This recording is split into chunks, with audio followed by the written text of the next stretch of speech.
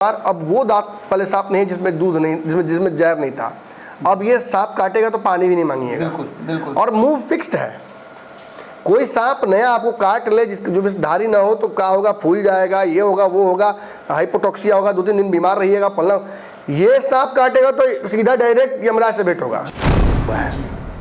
किसी के बेटे को सम्मान आ रहा है, तो किसी को विभाग से हटाया जा रहा है, कोई ईडी के चंगुल में फंस गया है, किसी पर आरोप लग रहे हैं, तो ये this also creates a series of events. अब सभी शक के दायरे में आ गए। नीतीश कुमार जो अब तक भ्रष्टाचार से कोसों दूर थे, उन पर चींटे हल्का हल्का आने लगे हैं। पता है, आज नीतीश कुमार के करीबी जो नवरत्न है उन पर हमला हो रहा है ईडी सीबीआई का, और राजद चुप है जी। उल्टा मैंने तो ये देखा कि जिस नेता के लिए इनको शान में उसको कसीदे पढ़ने चाहिए थे, जिस नेता ने तेजस्वी यादव की एकमात्र लड़ाई लड़ी सदन में नीतीश कुमार से, अब वो क्या उन्होंने किया, अनुशासनात्मक कार्रवाई उन पर क्यों होनी चाहिए वो मैं नहीं पढ़ूंगा, लेकिन बिस्कोमान वाले जो नेता थे सुनील सिंह एमएलसी जो राज्य के हैं, कुछ अध्यक्ष भी रह चुके हैं, लालू के तथाकथित साले भी कहते हैं, अपने मानते हैं, और तेजस्वी के मामा भी मानते हैं, उनको हटा दिया गया, उनकी सदस्यता समाप्त कर दी गई। उस दिन तक पीसी हुआ, और आज जब प्रेस कॉन्फ्रेंस करने गए तेजस्वी यादव तो वो साथ नजर नहीं आए। देखिए सही बात है, देखिए मैं जानता हूँ, मैं चुनाव का बहुत बड़ा साक्षी हूँ। मैं सीतामढ़ी नहीं गया, उसके पीछे भी बहुत बड़ा कारण था। सीतामढ़ी चुनाव देवेश चंद्र ठाकुर केवल अपने दम पर नहीं जीते हैं, अगड़ा पिछड़ा की बड़ी संभावना थी। पार्टी ने एक की कसर नहीं छोड़ी। अशोक चौधरी से लेकर प्रदेश अध्यक्ष और प्रदेश अध्यक्ष से लेकर नीतीश कुमार, सबके कड़े निर्देश थे जी कि इस चुनाव को लाइटली नहीं लेना है। सीतामढ़ी चुनाव आप हार चुके थे, जिन्हें मालदार या कहा सकता है कि पॉलिटिकल रिसोर्सेस मिल रहे हैं, कुशंस मिल रहे हैं, पॉलिटिकल माइलेज मिल रहा है, जो एकदम थान पर से पी रहे हैं, वो संतुष्ट वर्ग है, उसे वर्तमान मैनेजमेंट अच्छा लगता है। और आप जानते हैं कि इसके लीडर कौन है, संजय झा जी।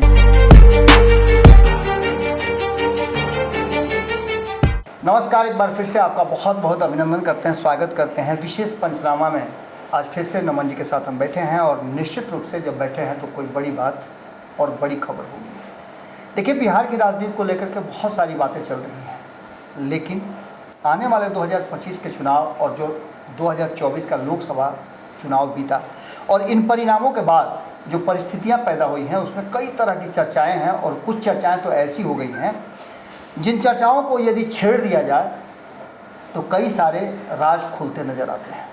आज इन्हीं सब विषय पर हम बातचीत करेंगे, और कहीं ऐसा तो नहीं कि नीतीश कुमार एक बार फिर से 2015 की तरह घर वापसी करेंगे।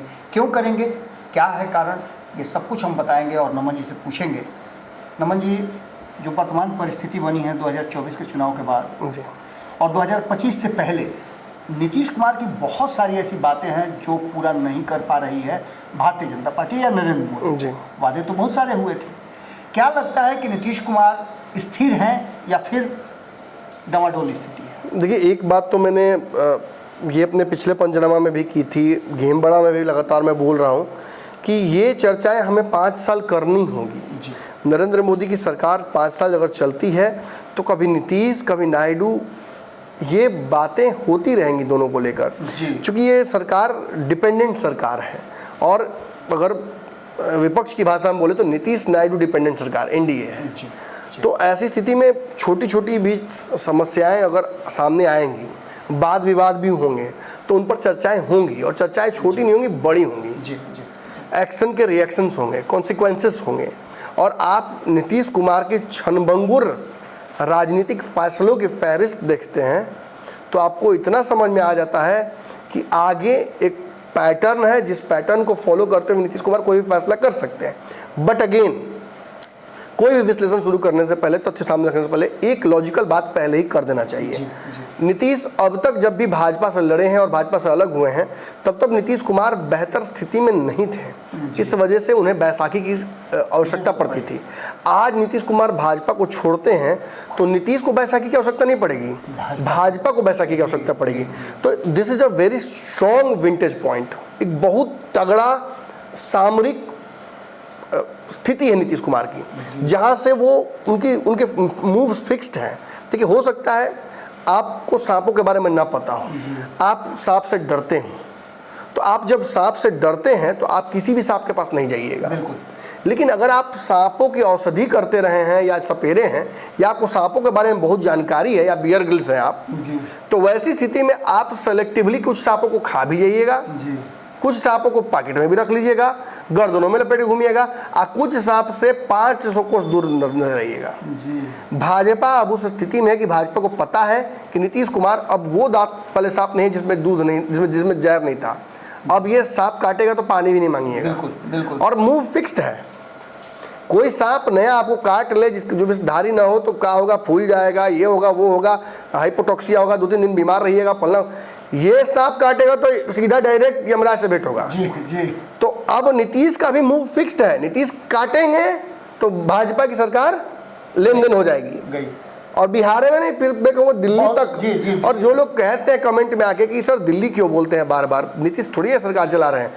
आपको ऐसा लगता है कि इस पिलर को गिरा देंगे तो थोड़ी इस पर टिका हुआ मकान, गिरा के तो देखिए जी। उस पिलर के गिरने का कास्केडिंग इफेक्ट होगा, साथ वाला बीम भी ढहेगा और पिछला पिलर कहेगा कि हम अकेले काहे खड़ा रहेंगे, जब भीड़ उधर है तो हम इधर रहेंगे, वो पिलर भी छलांग मार देगा। तो this will create a series of events. Nitish का एनडीए से हटना will not be a single event but a series of event. Nitish हटेंगे, साथ साथ आपको कई लोग छटते नजर आएंगे, जैसा कि तक उसमें तैयार है, जैसा कि इंडिया गठबंधन में जी हुआ था। नीतीश हटते ही इंडिया गठबंधन धराशायी हो गई। सारे फैसले, सारी तैयारियां रखे की रखे रह गई। वो कांग्रेस जो सरकार बनाना चाहती थी वो 99 सांसदों से ही संतुष्ट हो गई, अब खुश है, कोई समस्या नहीं है उसे। तो कहने का मतलब नीतीश के ना रहते से कितना घाटा हुआ है वो आप देखिए। और रही बात नीतीश के एनडीए में रहने की, तो चिराग पासवान का 100% स्ट्राइक रेट पर भी नीतीश की कहीं ना कहीं छाप है। भाजपा का आज केंद्र में सरकार बनने पर भी नीतीश कुमार की छाप है। भाजपा के शाहाबाद में साफ और इधर मैंने हाफ हो जाने के पर भी नीतीश कुमार की छाप है। और आज नीतीश के लेकर भाजपा के नेता भी मुकर होकर बोलते हैं कि नीतीश नहीं होते तो हम समाप्त हो जाते हैं, हम जीरो भी हो सकते थे। तो नीतीश की महिमा का गुणगान हम कितना करें, बहुत महिमा है। प्रशांत किशोर तक नीतीश कुमार की जो बुराई कर रहे थे कल तक वो बड़ाई करने लगे हैं। ये कल चिराग पासवान नीतीश कुमार के सबसे बड़े दुश्मन थे, आज वो भी उनके सबसे बड़े सब चहेते बने शिष्य बेटा आप जो बोलिए वो हो गए हैं। तो ये परिस्थितियों में अपने आप को ढाल लेते हैं। वही तो मैं परिस्थितियों के सीएम इसलिए तो कह कर गए हैं कहने वाले। नीतीश परिस्थितियों को अपने सबसे ताकत बना लेते हैं। जैसे कैसे भारत के स्पिनर हैं, पिच घूमे लगी तब भारत के स्पिनर लगता है कि मैंने अब जहरे उगल रहे हैं, बॉलिंग नहीं कर रहे हैं। अब वही पिच फ्लैट हो जाए तो वही बोल रहा है विकेट क्या नहीं ले रहा है, ले जल्दी यार। टीम डेविड क्या नाम उसका, कौन हेड मार के जीत गया वर्ल्ड कप 40 ओवर वाला। अब वही परिस्थितियाँ साथ दे देखिए हम जीत गए। तो नमन जी एक चीज़ बताइए आपकी, अब देखिए परसों की बात है कि स्पिनर 2 को मिलकर जिता दिया ना, नया स्पिनर पिच साथ दिया तो मैंने कहा ना क्या बोलते हैं उसको, अल्लाह मेहरबान तो गधा पहलवान। नीतीश जी कसम खाए थे, इस बार आपने देखा होगा, इस बार तो कहा है कि अब इन्होंने कहीं नहीं जाएंगे और फिर ये नहीं। नीतीश देखिए वही तो बात है, नीतीश के वर्तमान स्थिति पर अगर हम नज़र रखें जो कि रखे हुए हैं हम, कुछ भी ऊंच नीच होगा वो वेंटिलेटर पे हम देख रहे हैं उसको, उस स्थिति को, तो मैं एनालाइज करता रहता हूँ। वर्तमान स्थिति में मुझे नीतीश कुमार जाते नज़र नहीं आ रहे हैं, हाँ हड़काते नज़र आ रहे हैं दोनों तरफ। मैं बिल्कुल बीजेपी को हड़काएंगे ऑब्वियसली। और जिस तरह से नीतीश कुमार के आसपास के कुछ चांद सितारा लोग पर सीबीआई ईडी का छापा पड़ा है, इससे भी बहुत नीतीश कुमार संतुष्ट और खुश नहीं होंगे। नीतीश के जो वर्किंग स्टाइल रहा है, उनके करीबी जो तथाकथित रूप से करीबी, अब हम लोग इतना तो नहीं ईडी सीबीआई थोड़े बोल सके, हम विपक्ष थोड़ी हैं, जो उनके आसपास के ब्यूरोक्रेट्स हैं उन पर आप देख रहे हैं किस तरह चापा चढ़ा हुआ है। किसी के बेटे को सम्मान आ रहा है तो किसी को विभाग से हटाया जा रहा है, कोई ईडी के चंगुल में फंस गया है, किसी पर आरोप लग रहे हैं। तो ये this also creates a series of events. अब सभी शक के दायरे में आ गए। नीतीश कुमार जो अब तक भ्रष्टाचार से कोसों दूर थे, उन पर चीटे हल्का हल्का आने लगे हैं। तो नीतीश भी बर्दाश्त इसको नहीं करेंगे। सब वो दे सकते हैं आपको, उनकी पार्टी कमजोर कर दिया फिर भी आपके साथ वापस आ गए, लेकिन एक बार उनके इमेज पे दाग लग जाएगा तो नीतीश आपके साथ नहीं रहेंगे। अब इसके बाद की क्या स्थिति है, देखिए नीतीश तो भाजपा के साथ रहेंगे अभी, लेकिन नीतीश की पार्टी में जिन लोगों को भाजपा से पोषण नहीं मिल रहा है जी। या भाजपा के साथ रहने के दौरान उनको फायदा नहीं हो रहा है, जी। तो वो तो चाहेंगे ना कि कुछ गड़बड़ हो। जैसा कि 2022 में लोग चाहे थे कि अगर जैसे मैंने अगर आपको न मिले बैटिंग या आपको खिलाए नहीं, टीम में जगह न मिले, तो आप तो ये नहीं कि बारिश हो जाता तो अच्छा रहता। आरसीबी के हटने के बाद लगातार ललन सिंह वेट करते रहे कि मंत्रिमंडल में शामिल होंगे, लेकिन नहीं हुए। बिल्कुल, ललन सिंह ने क्या किया? 2022 में फैसला लिया। ललन सिंह ने क्या किया? जब हम नहीं खेलेंगे तो कोई नहीं खेले, बिल्कुल बारिश करवा दी जी। और तो नीतीश कुमार का फैसला, वो नीतीश का फैसला केवल नहीं था, नीतीश ने ये बात कहा भी कि ललन सिंह उर्फ ललन बाबू जी और राजीव रंजन उर्फ ललन बाबू जी, इनकी वजह से हमने सरकार फैसला लिया विजेंद्र यादव जी के। तो विजेंद्र यादव जी अब उनके ही माने करीबी आईएएस कहे जाते हैं, उन पर हमला हो गया। संजीव वंश। अब ललन सिंह तो मंत्री बन गए हैं, तो ललन सिंह तो बहुत इसमें फेरा में नहीं रहेंगे, लेकिन बहुत सारे लोग हैं जो आसपास हैं जिनको मंत्री बनना था, किसी को कुछ बनना था, पहली बार सांसद बने थे, फेरा में थे कि मंत्री बन जाते तो अच्छा रहता। तो भाजपा ने उस कोटे से एक राज्यसभा सांसद को बुलाकर मंत्री बना लिया। अब आप समझ रहे हैं मैं किसकी चर्चा करूंगा। देखिए, देवेश चंद्र ठाकुर ने एक बयान दिया है जी, जी। जिस बयान के बाद वो केवल वो बयान होता तो मैं कहाँ उस पर ध्यान दे रहा था, अब तक मैंने वो खबर नहीं चलाई, लेकिन उस बयान के बाद रिएक्शन आ गया जी। और ये पार्टी से ही आया। देखिए, हमें ये बार समझ अलग अलग माध्यमों से आ रही थी कि जदयू दो फाड़ है अंदर अंदर। एक हिस्सा वर्तमान अरेंजमेंट से बहुत खुश है जी, और एक हिस्सा विजेंद्र यादव और भी कुछ नेता उसमें शामिल है, अलग अलग जातियों के हैं, जो बहुत संतुष्ट वर्तमान अरेंजमेंट में बीजेपी के साथ नहीं है, जिनको लगता है कि भाजपा उनके कोटे के, जैसे कि विजेंद्र यादव हैं, ये चर्चा भी चल रही है। विजेंद्र यादव चाहते थे कि उनके कोई करीबी को केंद्र में मंत्री बनाया जाता। उनके एक करीबी को तो अध्यक्ष बनाया ही गया, लोकसभा में उनको मौका दिया गया। हाँ, तो मंत्री बनाने की बात चल रही है और आप उसकी कहीं एडजस्टमेंट में बात कर रहे हैं। फिर और भी बातें हैं। देखिए, वो उन्हीं लोगों में से हैं जो नीतीश कुमार की सरकार तक खबर आ रही थी कि गिराने की तैयारी कर रहे थे। अब नीतीश कुमार किस परिस्थिति में विजेंद्र यादव को अपने साथ रखते हैं, ये छुपा हुआ नहीं है बिहार के लोगों से। ये राजनीति सबको पता है कि नीतीश क्यों करते हैं। जो काम लालू यादव नीतीश कुमार को साथ लेकर कर रहे थे, वही यादव समाज के एक बड़े नेता को अपने साथ रखकर नीतीश कुमार कर रहे हैं। अब इससे तो मैं इसको समझाने की कोशिश नहीं करूंगा, ये समझने वाले समझ रहे हैं। ओबीसी का एक बहुत बड़ा वोट है, जिसमें एक टोकनिज्म के लिए ही कल अगर आवश्यकता पड़ती है तेजस्वी यादव के साथ जाने की, तो मैंने विजेंद्र यादव एक बहुत बड़े हथियार है उस कड़ी को पूरा करने के लिए। 2015 में लालू यादव की राजनीति खत्म हो जाती, बहुत लोगों को बुरा लगेगा ये बात सुनकर। नीतीश कुमार ने ही उनकी राजनीति जिंदा की, और इसलिए जिंदा की क्योंकि नीतीश कुमार को समझ में आ गया था कि इस नाव की भले इसमें छेद हो, आवश्यकता है मुझे, क्योंकि दूसरी नाव कभी भी टूट सकती है जी। और टूटी हुई नाव पर आप तुरंत पानी में चल जाइएगा। जो छेद वाली नाव है उस पर तो फिर भी छेद तोप के आप आगे बढ़ सकते हैं। और फिर उसके चलते आपने देखा कितनी बार उपयोग किया, राजद का एक बार उपयोग किया नीतीश कुमार, लगातार करते रहे अपनी राजनीति। 17 में छोड़ा, फिर 21 में वापस बुलाया, 22 में, और फिर उपयोग करके फिर वापस छोड़ दिया जी।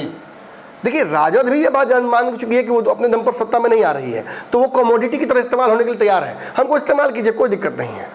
इसी बहाने सत्ता में कुछ का उपयोग तो कुछ करेंगे, इसी बहाने ब्यूरोक्रेटिक नेक्सस में कुछ पकड़ तो बनेगी, इसी बहाने लॉन्ग अवेटेड पोषण तो मिलेगा पार्टी को। और नीतीश कुमार की राजनीतिक प्रकृति भी इस तरह की रही और यही ना बात है, आज नीतीश कुमार के करीबी जो नवरत्न है उन पर हमला हो रहा है ईडी सीबीआई का, और राजद चुप है जी। उल्टा मैंने तो ये देखा कि जिस नेता के लिए इनको शान में उसको कसीदे पढ़ने चाहिए थे, जिस नेता ने तेजस्वी यादव की एकमात्र लड़ाई लड़ी सदन में नीतीश कुमार से, अब वो क्या उन्होंने किया, अनुशासनात्मक कार्रवाई उन पर क्यों होनी चाहिए वो मैं नहीं पढ़ूंगा, लेकिन विस्कोमान वाले जो नेता थे सुनील सिंह एमएलसी, जो राज्य के हैं, कोषाध्यक्ष भी रह चुके हैं, लालू के तथाकथित साले भी कहते हैं, अपने मानते हैं, तेजस्वी के मामा भी मानते हैं, उनको हटा दिया गया, उनकी सदस्यता समाप्त कर दी गई। उस दिन तक पीसी हुआ, और आज जब प्रेस कॉन्फ्रेंस करने गए तेजस्वी यादव तो वो साथ नजर नहीं आए। और इतना ही कई लोगों ने मुझे फोन किया, चर्चा तक नहीं किया।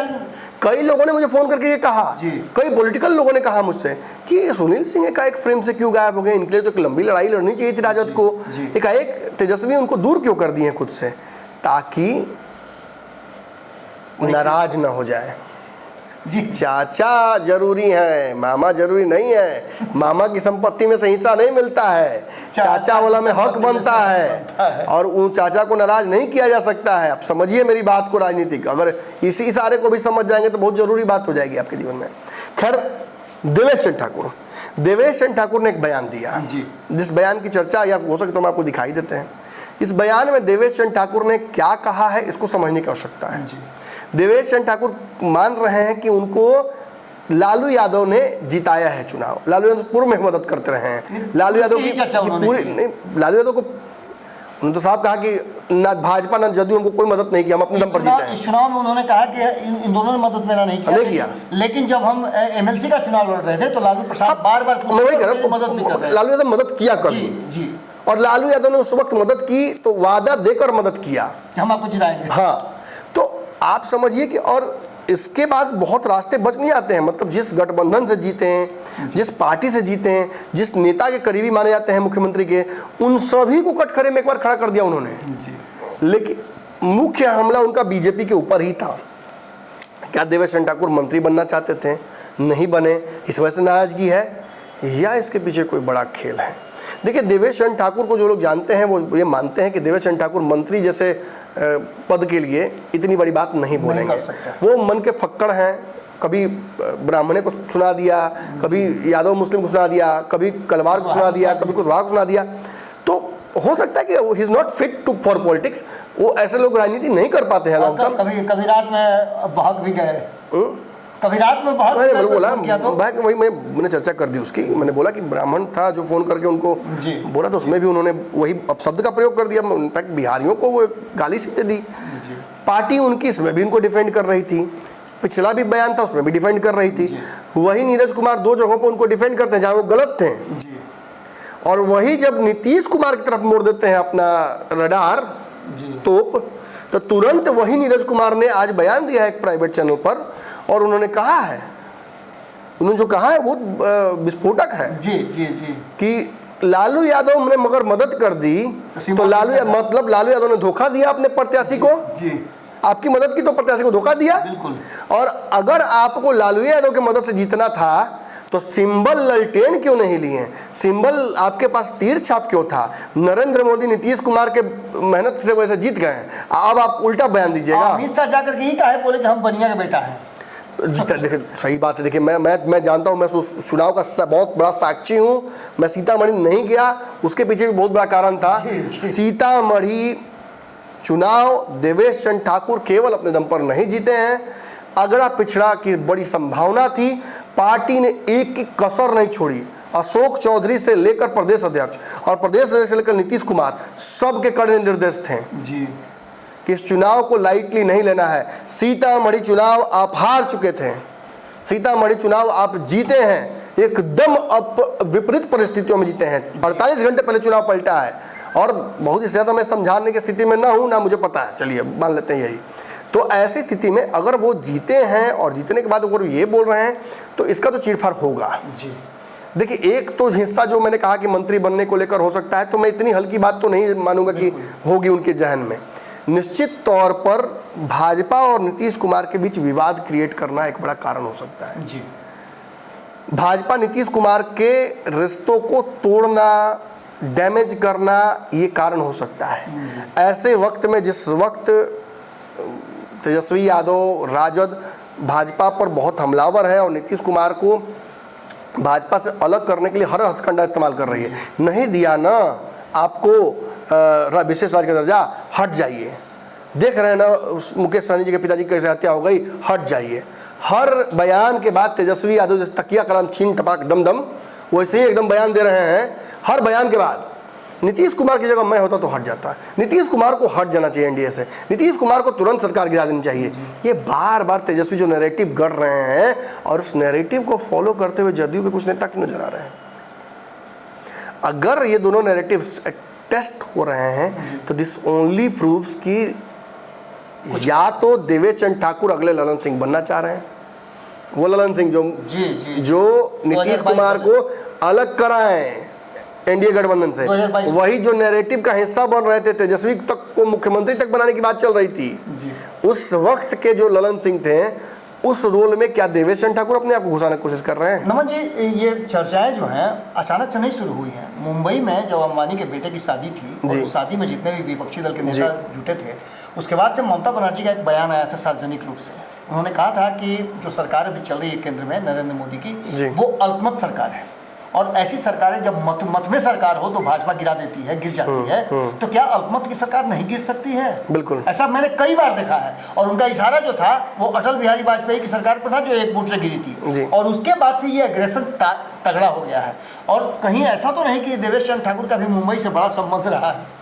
देखिए, देवेश चंद्र ठाकुर एक टूल हो सकते हैं नीतीश कुमार के सांसदों को तोड़ने का, नीतीश कुमार की मनोस्थिति को बदलने का, या फिर नीतीश कुमार और भाजपा के बीच इतनी बड़ी दीवार खड़ी कर दें बयानों के माध्यम से कि जानबूझकर उधर से कोई रिएक्शन आ जाए। अब देखिए, भाजपा ने कोई रिएक्शन नहीं दिया है, लेकिन अब जदयू की तरफ से तुरंत डैमेज कंट्रोल करते हुए उसी प्रवक्ता को देखते हैं, नीरज कुमार, जो कल तक देवेश चंद्र ठाकुर का चरण कर रहे थे, उन दो बयानों पर जो बयान बहुत विभत्सक थे जी, वो बहुत डिवास्टेटिंग थे, वो एनडीए के लिए सीधा जहर थे, उन बयानों को डिफेंड किया। और ये जो बयान दिया पॉलिटिकल, इस पर नीरज कुमार बहुत क्रिटिकल थे जी। उल्टा देवेश चंद्र ठाकुर को ही सुना दिया। मतलब स्पष्ट है, जदयू दो फाड़ है जी। जदयू में दो हिस्से हैं, एक जो वर्तमान अरेंजमेंट से बहुत खुश है, जिन्हें अब कैसे कहा जाए, जिन्हें मालदार या कहा सकता है कि पॉलिटिकल रिसोर्सेस मिल रहे हैं, कुशंस मिल रहे हैं, पॉलिटिकल माइलेज मिल रहा है, जो एकदम थान पर से पी रहे हैं, वो संतुष्ट वर्ग है, उसे वर्तमान अरेंजमेंट अच्छा लगता है। और आप जानते हैं कि इसके लीडर कौन है? संजय झा जी। प्रवक्ता अपने से नहीं बोलेंगे, राष्ट्रीय अध्यक्ष जो कार्यकारी हो या जो भी हो, उनके बयान से ही बयान आता है जी। और अभी ही आपको पता होगा कि एक तरफ संजय झा है, वो भी ब्राह्मण है, तिरहुत से जो प्रत्याशी लड़ने जा रहा है अभिषेक झा, वो भी ब्राह्मण है, खुद देवेश चंद्र ठाकुर भी ब्राह्मण है। तो ऐसा तो नहीं कहीं देवेश चंद्र ठाकुर अभिषेक झा का रास्ता काट रहे हो कि फिर तिरहुत में संजय झा का रास्ता काट, या उनके माध्यम से संजय झा का पर हमला हो। देखो, सभी को पता है कि संजय झा का वर्चस्व प्राप्त है अभिषेक झा को जी। तो हो सकता है कि राजा को नहीं डैमेज कर सकते हैं, तो पहले जो सामने दिख रहा है उसी को कर दो। ऐसे भी देखिए, तिरहुत में जीतेंगे अभिषेक झा, तो अगला जब उनके मैंने उनके सीनियर जब तिरहुत जीत कर फिर सांसद बनने की इच्छा रख सकते हैं, तो अभिषेक झा नहीं रखेंगे क्या? बिल्कुल रखेंगे। तो मैंने वहाँ वो देखेंगे कि पहुँच तो अंतिम में कुर्सी मेरे पे रहा है, हम इससे आगे जा नहीं रहे कहीं, तो ऐसा ना किया जाए कि रास्ता यहीं रोक दिया जाए। अभिषेक झा को चुनाव हराना भी इसका मकसद हो सकता है। बयान उल्टा पुल्टा दीजिए। अब जो बयान हाल अभिषेक झा मुंह से मैं बेचारे का बन गया, अब मैंने अभिषेक झा तो कहेंगे नहीं नमन जी आप ज़्यादा ही बोल रहे हैं, हमें मुंह काहे बनेगा, वो तो चुनाव के रिजल्ट में बुझाई जाएगी, वो तो फोटो में बता रहे हैं, तो चुनाव के रिजल्ट के बाद भी बुझा जाएगा मेरा एनालिसिस इस मामले में गलत हुआ है क्या। और अगर ये दर्शक बैठ के यहाँ देख रहे हैं तो सबको पता है कि क्यों आए हैं यहाँ, और अब तक इस वीडियो को क्यों देख रहे हैं। आप जो जानना चाह रहे हैं वो मैंने बता दिया है। जदयू में दो हिस्से हैं और ये इसी बात को प्रूफ करता है। एक हिस्सा वर्तमान अरेंजमेंट से बहुत खुश है, दूसरा हिस्सा वर्तमान अरेंजमेंट में बहुत संतुष्ट नहीं है। वो चाहता है कि थोड़ा बदलाव होता रहना चाहिए, थोड़ा दबाव ही करानी। अच्छा ठीक है, बदलाव ना भी हो तो दबाव इतना बने कि कुछ हमको भी सत्ता पोषण मिले जी। और नीतीश अब किसी को अच्छा नहीं लग रहा होगा कि एक तरफ अशोक चौधरी भी नीतीश कुमार के करीबी हैं, उनकी बेटी भी चिराग पासवान के माध्यम से कितना दिन प दिन ऊंचाई चढ़ रही है वो लड़की, बिहार के लिए मतलब उसने पूरे बिहार के सांसदों को तोप दिया है शाम्भवी चौधरी ने अकेले अपने दम पर, स्वाभाविक नेता और सदन में भी बोल रही है, सदन के बाहर भी बयान दे रही है जी। और इन नेताओं को मंच तक नहीं मिल रहा है, बड़े बड़े नेताओं को, तो कहीं ना कहीं से तो खिसवा निकलबे न करी। तो हो सकता है कि बहुत सारी बातें, कि बहुत सारी चीज़ें हो सकती हैं। ऐसा भी हो सकता है कि I must be reading too much into the things है। ये भी हो सकता है कि हम बहुत ज़्यादा इन चीज़ों को समझने की कोशिश कर रहे हैं, अनावश्यक विवाद क्रिएट करने की कोशिश कर रहे हैं, तो मेरा काम ही यही है। तो फाइनली हम नमन जी आपसे ये जानना चाहेंगे कि क्या लगता है कि ऐसी कोई संभावनाएं बनती है कि नीतीश कुमार और मोदी के बीच में एक दरार बनेगी और दरार दूसरे खेमे तक जा सकती है 2025 के चुनाव से पहले, या वक्त से पहले चुनाव हो सकते हैं? ज़्यादा चांसेस वक्त से पहले चुनाव वाले वो लग रहे हैं जी। यही एक बस संभावना है, और कोई संभावना मुझे फिलहाल तो 25 के चुनाव तक नीतीश कुमार एनडीए छोड़ते नज़र नहीं आ रहे हैं।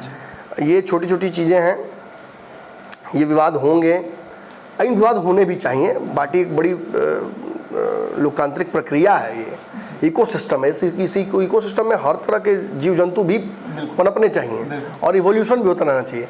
लेकिन देवेश चंद्र ठाकुर का बयान किस मोटिवेशन से आया है और उस पैटर्न पे मोटिवेशन वाला बयान, हरिवंश वाला पैटर्न तो नहीं है। बेहतर आप समझ सकते हैं बाबा, आपने समझाया भी है सुबह में। जी पिछला पैटर्न हरिवंश थे, अब राज्यपाल के माध्यम से हुआ, इस बार आप पैटर्न देख रहे हैं कुछ और। लालू यादव को एकाएक बड़ाई करने की क्या आवश्यकता है देवेश चंद्र ठाकुर को? एक तरफ कह रहे हैं कि मुस्लिम यादव को हमको वोट ना करे, हमको फोन ना करे, दूसरी तरफ लालू यादव जो यादवों के सबसे बड़े नेता है उनको बड़ाई कर रहे हैं आप। अरे समझ नहीं रहा है, वो कहावत गाँव आई है, हम बोलेंगे नहीं तो केस कचहरी हो जाता है। चलिए, तो आपने सुना नहीं, कुछ विश्लेषक तो बोल देते हैं, कुछ विश्लेषक तो गालियों दे रहे हैं। अब सुनते हैं कि बड़े बड़े नेताओं से बैठ के दारू भी पीता है लोग, तो अब उन विश्लेषकों से और मेरे में अंतर है। हमारे यहाँ तो ये सब चीज़ का वर्जित है, मांस मदिरा जो भी है सब वर्जित है और ऐसे भी बिहार में बंद है। तो चलिए, हम जिस विश्लेषण को लेकर के आप तक पहुँचे थे, मैं ऐसा करता हूँ कि आप लोगों तक वो जवाब जरूर आ गया होगा। और सबसे बड़ी बात यह है कि बहुत सारे फैक्टर हैं जो ये बात इशारा कर रहे हैं कि बिहार की राजनीति में भले ही दिख सब कुछ शांत रहा हो, लेकिन भीतर ही भीतर बहुत कुछ चल रहा है और चलना भी चाहिए, क्योंकि हर दल को अपने हिसाब से अपने सीट अरेंजमेंट करने हैं और आने वाले विधानसभा के चुनाव में करने हैं। पता तो यहाँ तक चला है कि 4 सीटों के जो उपचुनाव हैं उसमें भी बहुत सारे झमेले और रात छिड़ने वाले हैं। क्या कुछ होगा देखना दिलचस्प होगा, लेकिन जुड़े रहिएगा आप और इसी तरह से जिस तरह से सपोर्ट करते रहे हैं, अपनी बातें रखते रहे हैं, रखते भी रहिएगा। बहुत बहुत धन्यवाद, नमस्कार।